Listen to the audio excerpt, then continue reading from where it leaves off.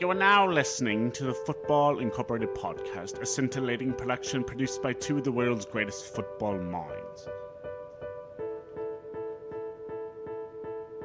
Hello, and welcome back to the Football Incorporated podcast. I'm your host, Cody Kirsten, here joined again by my friend, my colleague, and an overall very great guy who knows a lot about football. Patrick, how you doing? Pretty good, man. How about you? I'm doing wonderful. Again, every day is a great day for football. And today, guess what we're going to talk about? Case Keenum and Joe Flacco. That's right. We're going to talk about Case Keenum, Joe Flacco, and we're going to talk about Antonio Brown, the Oakland Raiders, and the Cincinnati Bengals.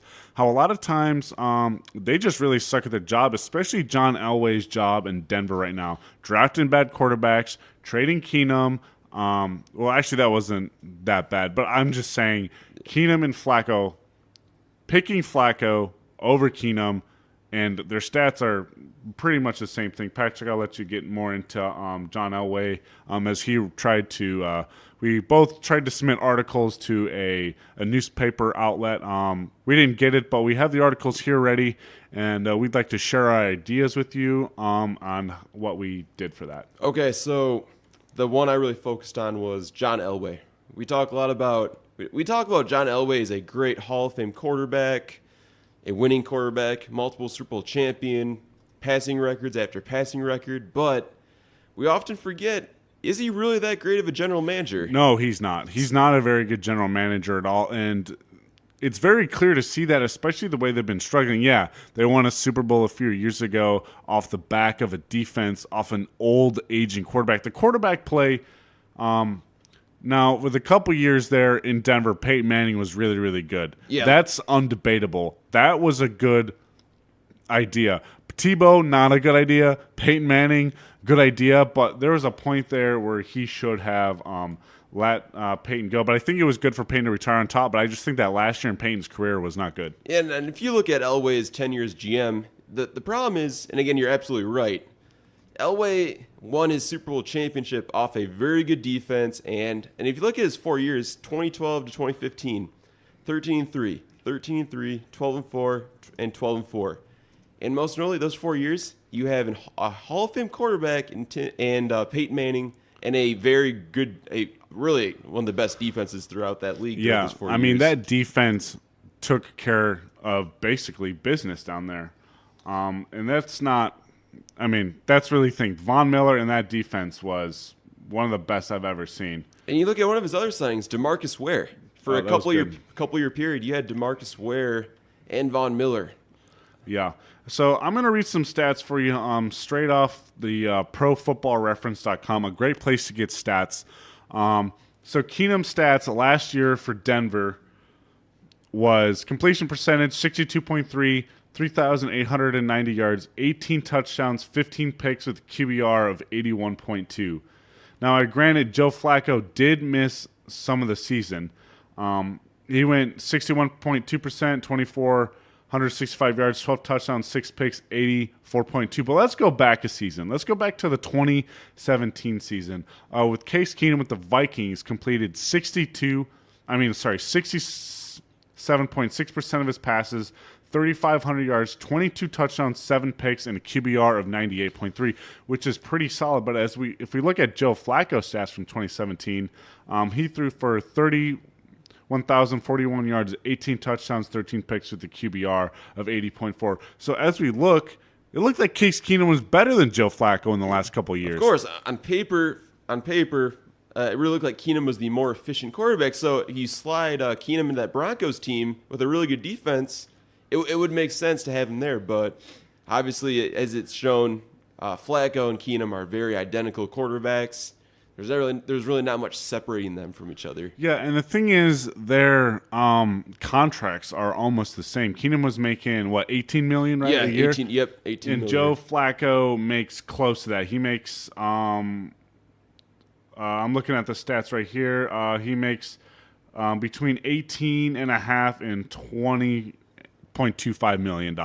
And, Keenum's is 18. So it's like, what are you gaining by getting Joe Flacco and then now Keenum to the Redskins where he's going to back up Alex Smith? if he recovers. Yeah, it's really not that big. It's really not that great of a signing, really, by Elway in this case. Because frankly, if you look at the cap hit, Case Keenum's cap hit this year before the trade would have been $21 million. But now, if you look at Flacco's cap hit, $18 million. Sorry. So Joe Flacco's cap charge is what it's saying right here. Its base salary is $18.5 million, but its cap hit is $26.5. Wow, I totally underestimated why Flacco. Well, anyways, Flacco's value really hasn't been that great, because if you look at his career since the Super Bowl, he's really never been a truly elite quarterback by any means. Yeah, exactly. And if we look at Joe Flacco's over the course of his year between 2013 and 2018, his base salary, so for the last 5 years, has been $69.6 million. Okay, that's pretty good. $29 million signing bonus, $22 million in miscellaneous bonuses. And then he has, so his cap hit of $69.6 million has now become $120.6 million over the course of the last 5 years. And that doesn't make any sense to me about why that cap hit is going to be so big. And then Denver just took a huge cap hit when they could have kept Keenum, because he apparently has been a better quarterback the last 2 years. They just gave up on him, frankly. They gave up on Keenum because if you look at it, he had 3 wide receivers going IR during his time as the quarterback in Denver. So when you don't have any weapons, how can you expect to succeed? You can't. And I think that's what we also want to talk about when we talk about John Elway's failure, is that Paxton, Tim Tebow, Paxton List, bust, Peyton Manning, pretty good. Yeah. And then we got Case Keenum, not so good. And then we have Joe Flacco now, which frankly, after coming off that injury, and being placed by Lamar Jackson, who I think Lamar Jackson is not going to be very good next year. We'll get to that later in the episode, but you cannot play that run-heavy, old-school offense in the day and age of this quarterback now. I mean, I just don't know what Denver's going to do, and they're going to fall to the bottom of the barrel, get another high-round pick next year, because they're going to focus on defense, I think, and that should be where they focus on, especially with Joe Flacco, who's 34. He's probably going to play maybe 4 or 5 more years in the league. I think his last team is going to be Denver, because I don't know where else he would go after that. Yeah, that's a good point. And, well, frankly, I've really never been a fan of Flacco. I've always felt like he has a ceiling. He's never passed for more than, 4. He hasn't passed for like a huge amount of yards during his career. He's always he's always played off a really good defense, and that was pretty evident in his Super Bowl run. Since he's been drafted in 2008, again, according to the ProFootballReference.com, he has thrown for 4,000 yards, over 4,000 yards one time. Now, we got close in 2014 and 2013, but he's never gone over. So in his career of 10 years with the Ravens, he's thrown for 38,000 yards. I mean, Patrick Mahomes is on, he's going to break that in 6 years probably, in 6 or 7 years, and it took Flacco 10 years. He's consistently put up very, very average numbers. His first year in the league, 14-12, second, 21-12, 25-12, 20-12, 22-10. His best year he's ever had was 2014 with a completion percentage of 62.1, 3,986 yards, 27 touchdowns, 12 picks with a passer rating of 91. I mean, that's great and all. Like, 27 touchdowns is great for a quarterback, but if you're expected to be like an all-pro quarterback, that's not good enough. No, that's not good enough at all. And it's a mystery to me how he won that Super Bowl. Again, it was on the backbone of that defense that he basically lived off of and played pretty average the whole season. Keep in mind, that year, that was Ray Lewis's last year and Ed Reed's last year. 2 Hall of Famers on the defensive side dragged that team to a Super Bowl. Yeah. So I think when you talk about the Ravens, I think with Lamar Jackson going forward, I don't think that that's going to work.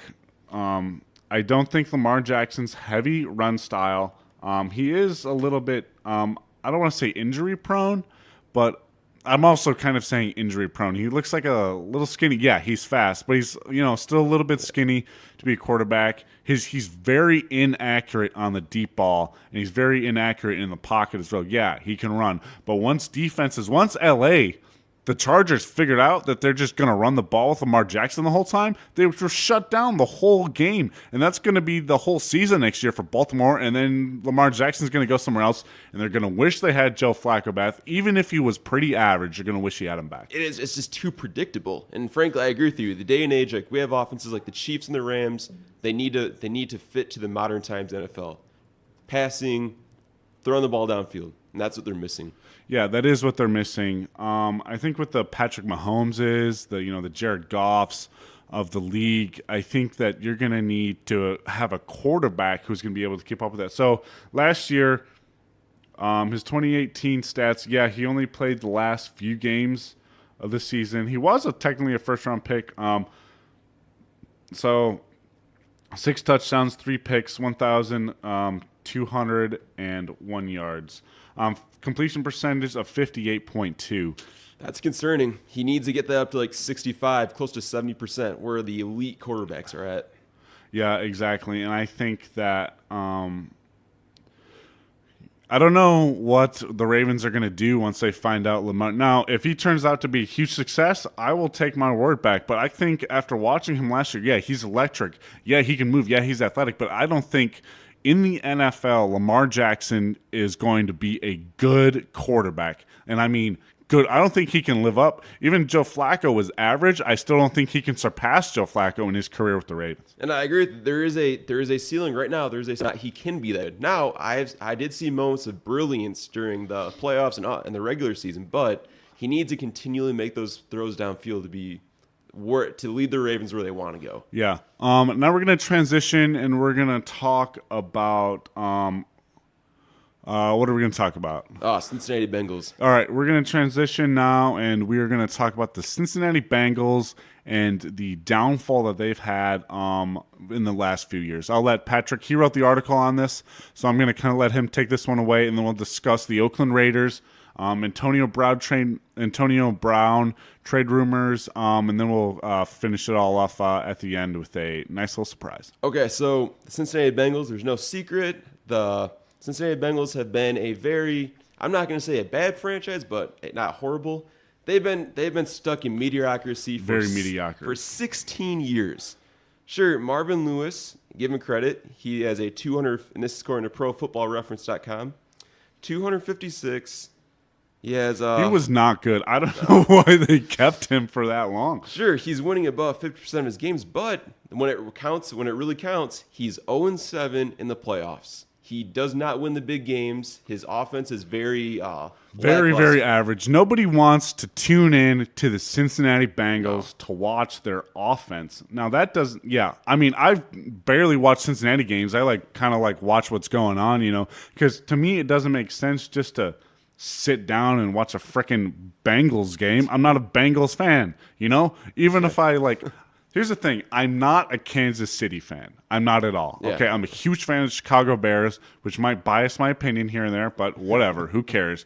But the thing is, I always tune into Kansas City to watch them because Patrick Mahomes and that offense was just so stinking electric. Yeah. I might even buy a Patrick Mahomes jersey. I don't even like the freaking team, but I love that guy. I love what they're doing to him. And frankly, it just makes – you want to be able to tune in to – same thing with the Cardinals. Mm-hmm. Didn't want to watch the Cardinals. Didn't want to watch the Lions. Oh, exactly. Didn't want to watch the Raiders. I think these teams need to get a good draft pick, especially the Bengals, if they're going to have Andy Dalton back there again as quarterback next year. And they need to find him some weapons now that John Ross is leaving. So I think they need to find some weapons to go alongside A.J. Green. Yeah, that's certainly possible. And honestly, I think the organization is taking the right steps to go in the right direction. And I like the fact that they took a risk by hiring Zach Taylor, the assistant to Sean McVay on the Los Angeles Rams staff. Is he young? Absolutely. But I think if he can make a name for himself and really create an offense that utilizes the potential of all their skilled players, and that include Andy Dalton, bring out the best in him, then this could work out. But if he feels he needs to draft a guy that fits his system, then I think he should. So it's all up in the air for this organization right now. Yeah, and as we're talking about Cincinnati basically being in the middle of the pack, they were 30th in the league last year for points against them. I'm reading this off ESPN on the NFL subheading under the Cincinnati Bengals. 4th in the NFC North, win 6-10. Their passing yards a little over 200 a game, rushing yards a little over 100 a game. That's 24th, 21st in the league. They scored about 23 points a game, and then they got scored on 28.4 points a game. That's not an equation for winning big games, winning when you need to, winning when you should to, and that's why Marvin Lewis is not with the Bengals anymore. Yeah, it's all about taking a risk. It's all about maximizing the potential on your roster, and frankly, Marvin Lewis never brought out the potential in Andy Dalton. Andy Dalton, under any other coach, like if he's under Sean McVay's system, he's phenomenal. He's an all-pro quarterback. But right now, he's just lackluster because Marvin Lewis is content in being an average team, not taking the risk to be a Super Bowl contending team. Yeah, they're just kind of just waiting in no man's land in the NFL right now, and that's where the Lions are. You know, just kind of like right in the middle, not really going anywhere. So last year, Andy Dalton threw for 2,566 yards, 25th in the league, touchdown 21, tied 17th, threw 11 picks, and his QBR was 61.8. Again, just middle of the pack, no improvement over the last several years. And that pick, John Ross, what do they do with him? That guy, I mean, yeah, he was injured. I get that. And I think it's good for him leaving the Bengals. And I think, honestly, if he goes to Chicago with Mitch Trubisky, or if he goes to Oakland, or if he goes to Detroit, those teams for him would honestly just be the best teams to go to. And I think he would succeed better on those teams than he would with the Bengals. And that's certainly a good move. And I think the change of scenery could help him. However, I think if Zach Taylor comes in and realizes how talented he is, he can utilize and bring out the most from him too. So it could go either way. I'm not sure how he's going to like it, but yeah, I think with his speed, just breaking the speed record on the 40-yard dash, I think that, you got to take a chance on him. Yep, and I think he's very reminiscent of Deshaun Jackson.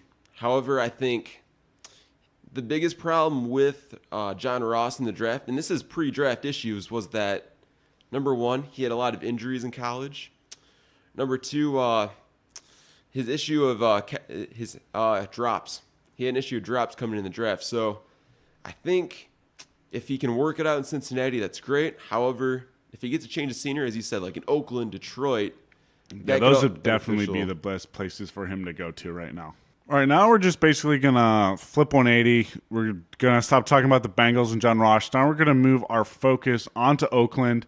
We're going to move our focus onto John Gruden, how much power he has, how much control he has over the roster. He has 10 years, $100 million fully guaranteed. And that is absolutely crazy for a coach, especially for someone who has been coaching for almost 10 years, right? It's really absurd, honestly. Like, all the power he has, it's really crazy. And I think it's really, and I mean, in talking to Mike Mack, he says to the media, he has some say into the roster, but ultimately it's John Gruden. It's 100% John Gruden because he also has a stake in the Raiders. I mean, why would you do that to, what did they go, 4-10 last year? I mean, I'm sorry, 4-12 last year, right? 4-12, yeah. I mean, as a first year back, as a head coach with Derek Carr, with all that possession, with all that potential in that roster, trading Khalil Mack to Chicago, thank you, by the way, and then trading Amari Cooper to Dallas, and Dallas fans are thanking them too. So I think what he's trying to do is rebuild what he wants through the draft and through free agency. And with Khalil Mack's big contract, I don't think they were going to be able to do that. It's a smart move on his behalf because Khalil Mack made it very clear during the offseason he was not going to report to Oakland Raiders without a contract, and Gruden just didn't want to pay him. Yeah, exactly. So there are two main options that they can do, as any football team can do. They can go draft or they can go free agency. Now, if the ownership had any bit of sense, they would pick Quentin Williams out of Alabama for their first pick. In 2018, he totaled 71 total tackles, 8 sacks, and this is all according to ESPN. And the Oakland team just recorded 13 sacks last year. The whole team only had 5 more than Williams did in college. So I think signing him is going to be a big deal. Now, it's not going to replace Mack, but he can have a strong impact on that defense. No, and I think one area they need to improve, and I'm not sure whether or not they're going to get this, they need a pass rusher. They need an outside pass rusher that can make a legitimate difference. Yeah. I think whether or not they get that in free agency, or they trade up maybe for like a Josh Allen type player in the draft, that's to be determined. So, but he does need to address that issue. Yeah, and another thing is their wide receiver core is going to need some help. Now, here is what I think they should do. If I was the GM of that team, this is what I would do. I would trade a first-round pick and a second-round pick to get Antonio Brown. So you still have 2 first-round picks, which you can still, if you do it the right way, you can be a really good team. 2 first-round picks and Antonio Brown. So what, you lose a second-round pick? Big whoop. Not that big of a deal. I mean, yeah, it can be a big deal, but I mean, if you're really going to try and go hard or go home, I think you give up a first and a second, and then you try and get Antonio Brown, and then you still get 2 first-round picks, and that honestly makes the most sense to me right now. I could see that happening, but I think this is a huge problem around here is that if you look at the market for wide receivers, and again, I think if there's one team that's going to pull a trigger, like dealing first-round picks, there's actually 2 teams. It's the Raiders and the Cowboys, and I think if the Raiders are willing to give one of their first-round picks, this deal can happen. Yeah, and I don't know why.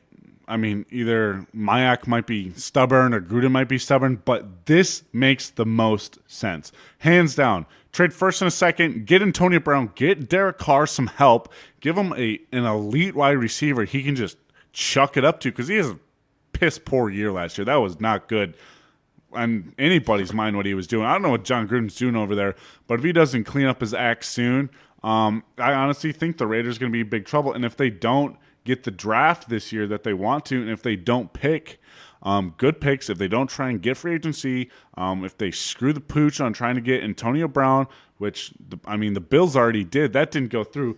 So I'm just saying there's a golden opportunity here for Brown to go to the Raiders, a first, second.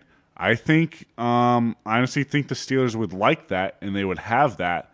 And that honestly just makes the most sense to me. If I was GM, that's what I'd do. I would call them as soon as Antonio Brown said he didn't want to be a Steeler anymore. I would call the Steelers GM, and I'd be like, hey, listen, I'll give you first and a second right now, so that way I still get 2 first-round picks, and I get Antonio Brown. I mean, that team could be a playoff team, even Super Bowl contender, if they could do all their picks right and they get all their moves right. I guess the biggest issue with with AB going to the Raiders is his contract. He's made it clear he wants a lot of guaranteed money, and given his age, he's above the age of 30. We all know that regardless of what positions, once you get above the age of 30, giving those kind of big contracts will set back franchises back quite a bit. So it's a risk the Raiders are going to have to be willing to take with Antonio Brown. But here's the thing: you can get a rookie contract on 2 first-round picks, pay him a couple mil, right? And you can sign Antonio Brown to a huge deal for a few years. You know what I'm saying? So you can get those picks developed. You can try and get into Super Bowl contention, playoff contention, and not be at the bottom of the spit barrel anymore. No, it's certainly a very good move, and I think if the Raiders are committed to winning, this is a move they have to make. They can't sit back and say, well, maybe next year we can make a move. No, this is the move they have to make. No, they have to make moves this year. They have a lot of picks acquired from Chicago. Thank you very much. And Dallas.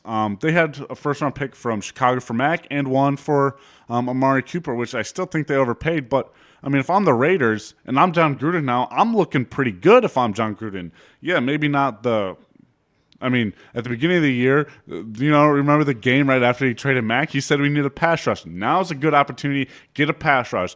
Get an elite wide receiver. Get better defensive players. And if you don't do this, if you draft what? Like a safety, people are going to be pissed. Yeah, people want results. And again, this fan base in Oakland gets impatient. They can't This fan base does not want to sit back and have another 4-win season. They want a 12-win season, a 10-win season, something better. Yeah, and especially now since they're not going to be moving to Las Vegas anytime soon. I mean, now that Oakland, they signed them. I don't know. They did something, but they're staying in Oakland. They're not moving to Las Vegas right now. So that's the thing. They're staying right now in Oakland. And, I mean, eventually they'll move to Las Vegas, but they should be able to move to Las Vegas with an elite team ready for Super Bowl contention once they arrive there. And that's what Las Vegas and Nevada fans are going to want. Yeah, it's Super Bowl or bust for this team. John Gruden came in with that same expectation of winning and putting a team out there and a roster that is formidable, that can compete and that wants to compete. So I like how you stress this, making moves right now. Derek Carr needs weapons right now. You can't sit back a year and say, well, maybe we can get another top wide receiver next year. No, you need a immediate impact player right now. They need to sign Brown. They need to get their draft picks in order. Basically, as soon as they're on the board, boom, pick them. Yeah. Don't wait. No, John Gruden has not had a good draft history. Now is his chance to basically show the Oakland fans what he's made of, and what he can do as the coach. And the thing is, we're going to have to see if he gets all of these picks and gets good picks, if he gets a good wide receiver, maybe not Brown, but there's a lot of good wideouts that are in free agency. If he picks one of them up, doesn't have to be Brown. I'm just saying that would be a really, really good idea. I'm just saying if he does get a lot of picks, if he does get a good wide receiver and they're still at the bottom of the barrel, I say give him one more year. And if he goes 4-12, 3-4 years in a row, I mean, yeah, he's guaranteed $100 million, but that is the ownership's fault for giving him that big and that much money and a stake in the Raiders. To me, that makes no sense why you would do that, but you might have to fire him if he continues to be bottom of the barrel. And again, for him, he cannot be stubborn. Again, I think this is where he has to learn from Chip Kelly. Chip Kelly, when he took over the Eagles, he took the position of executive president of personnel. He wanted his players. Now, John Gruden needs to listen to his GM because he has knowledge of college scouting. Yeah, he does. And I think that's a good thing that Mike Mayock is going to be really able to do, is be able to really focus in on and do college scouting and be able to, his mindset, since from he was college scouting, he has a really good idea of what he wants, what the team wants, who's going to be there, who's going to be available. And I think with him and Gruden, I think they're either going to be a huge bust or they're going to be in Super Bowl contention, playoff contention every year for the next several years, or they're going to be, again, bottom of the piss barrel. Yeah, it's all about culture. John Gruden came in. He wanted to instill his culture because he felt that Jack Del Rio was failing this team. Sure, they have a good season, but the next year it's bad. But again, he needs to have consistency across the board. Drafting, free agency, building the roster. And if he can do all that and is good, listen, if the Raiders go 10-6, not bad for a coach's second year, 10 years out of the league.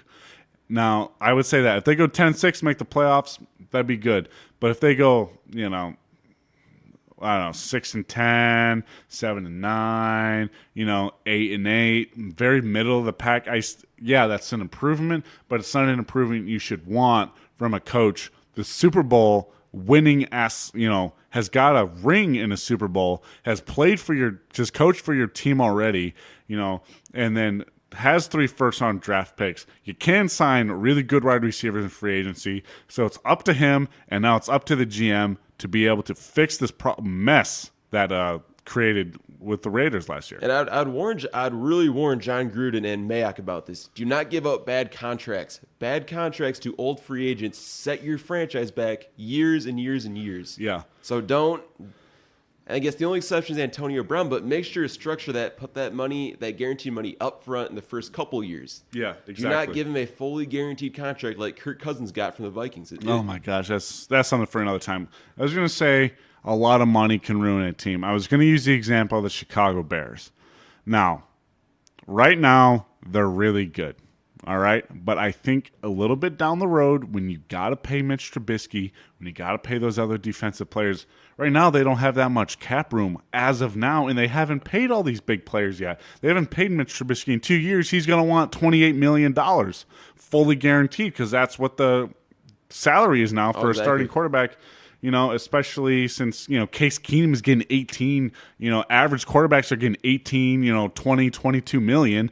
He's going to want more than that. And so I think once you start paying 2-3 players, $25, $26 million, especially the amount of money that they paid Khalil Mack later down the road, that's, I think, really going to bite them because they don't have draft picks now to kind of balance that out. They have to sign people now.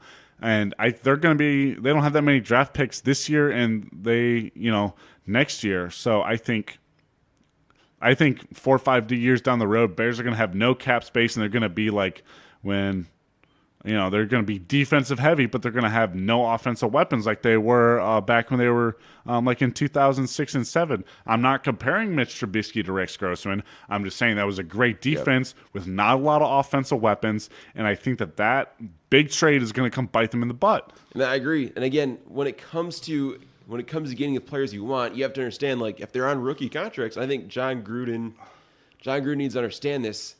Sure, you can draft really well, but as you said, the Bears are having the same problem. You need to pay eventually, and I think the Rams are in the same situation too. Yeah, you're going to have to pay Jared Goff eventually. So he's going to get a huge contract along with Patrick Mahomes. If I was Patrick Mahomes, I'd ask $30 million. 5 years guaranteed right now, or I'm going to a different. He's like.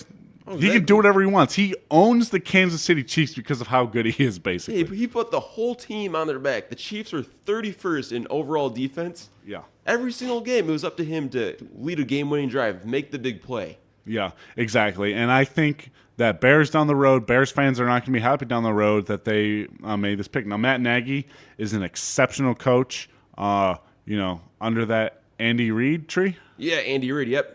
Absolutely. Exactly. So I think later down the road, Bears fans are going to regret this. Right now, it's time for Oakland to take advantage of their picks. And Cincinnati, you got to get out of the middle of the pack. Exactly. The whole point in the NFL is moving forward. If you're not moving forward, you're moving backwards. And people will lose their job. Much like Marvin Lewis. And hopefully the coaches around the league learn from his mistake of building a roster and taking a risk to improve your offense and defense and maximize your talent. Exactly. All right, everybody. Thank you for listening to the Football Incorporated podcast. Again, I am your host, Cody Kirsten, here joined by Patrick Arthurs, and we are off, and you have a wonderful day. Thank you very much.